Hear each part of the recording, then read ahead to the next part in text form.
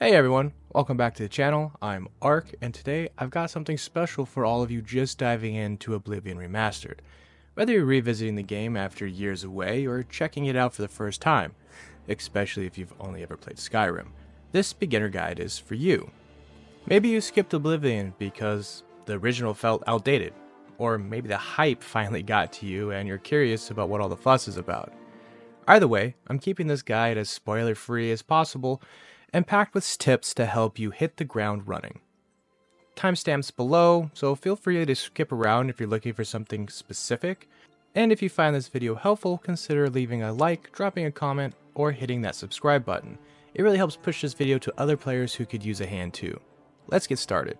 Lockpicking in Oblivion is a lot for new players. The trick, I guess, is persistence. Each tumbler has a spring pattern, normally in a set of 3. If you lightly tap it to test it, when it starts to stick at the top, that's your cue to set it. Avoid auto attempts early on. You'll just burn through your picks. Wait until your security skill is way higher. I promise if you stick with it, it gets easier. It's just not what we're used to. The first big choice in the game is your birth sign. These give your characters a starting bonus that lasts the entire playthrough and cannot be changed later. Some give you more magickas, other gives you a boost in strength or endurance, and some offer daily powers such as turning invisible for 60 seconds. If you're returning to Oblivion, you might be ready to experiment with a more complex option like the Apprentice, which gives you a massive magicka boost but also makes you way more vulnerable to magic damage, or the Arcanaut, which gives you 50% chance to ignore any magic cast on you, but also makes it so your magic doesn't regenerate. These are not ideal for first timers, but if you're new, avoid anything with major drawbacks. Safer picks like the warrior, the steed, or the thief are often solid, no risk buffs. And the thief is one of my personal favorites just for early versatility. Oblivion takes the use it to level it mechanic from Skyrim and cranks it up to 11. Or did Skyrim crank it down to 1? Well, want to boost acrobatics? Jump. Constantly. Want to level restoration or conjuration? Cast those spells as often as you can. Your magic regenerates anyway. Think of it like your character training in their downtime. Spam your skills as early and often. It makes a difference if you're trying to level up. If you guys want a video specifically on how to level up each skill quickly, let me know in the comments. You'll also run into the Persuasion wheel. Match each quadrant with the NPC's facial expressions. Happy face? Max that section. Angry or annoyed? Give it the smallest bar possible. You only have to do this the first time, and then you'll get a green, yellow, and a red area to base your answers off of. You only get one shot at each quadrant per round, and the wheel rotates clockwise, so you can plan ahead.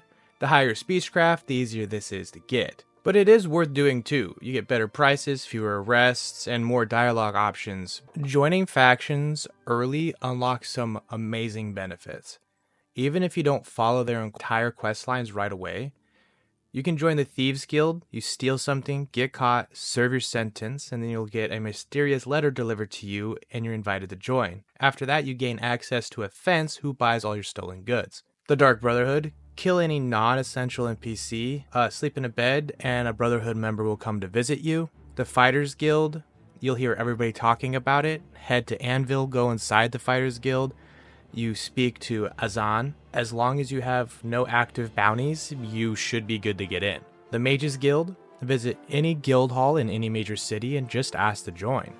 To unlock the Arcane University, you'll need recommendations from each city's guild leader, which you'll have to do little side quests for. Probably one of my favorite ways to start an Oblivion run-through, and I definitely recommend it for any beginners, is check out the arena in the Imperial City. It's not a faction per se, but is a fantastic way to earn gold and level up your combat skills, as well to just get kind of acquainted with your character and the game in general. The further you progress through the arena, the more you'll earn, up to 500 gold per match in late stages. Plus, it's just fun.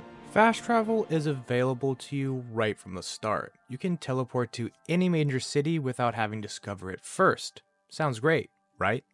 Here's the catch. Doing that too much early on can quickly overwhelm you. You'll start racking up quests and icons all over your map and have no clue where you've been or what you've seen. So if you're new, I recommend walking at first. Oblivion hides a lot of cool stuff off the beaten path, and exploring naturally helps everything feel more manageable and like you're in a living world. Now for a few free things you can get super early in the game. Let's talk horses. You can get one of these for free as soon as you leave the tutorial. Head over to the Chestnut Handy stables near the Imperial City and talk to the orc inside. Ask about horse armor, say you're not picky, and boom, she's going to saddle one up for you and you've got yourself a steel-armored old nag to ride in style. Need an early house or a place to rest and stash your loot? Right after leaving the tutorial, you can head north to Elswell Inn on the main road. You'll trigger a short quest involving the invisible villagers. Finishing it, you'll get a free room and a safe chest to use anytime. It's a perfect base for operations until you're ready to buy your first house, which can be kind of expensive. Whenever you chat with NPCs, ask about rumors. These often unlock side quests that you wouldn't find otherwise, and it's a super easy way to load up on extra content. Alright, and that is my short beginner's guide for Oblivion Remastered. If this helped you out, smash that like button. It really helps support the channel. If you want more deep dives or advanced guides, hit the subscribe, turn on the notifications, and consider becoming a channel member for exclusive perks. Also go over and check out my main channel, The Archie Angel, where I will be streaming my Oblivion Remastered playthrough. And thanks for watching. I'll catch you next one.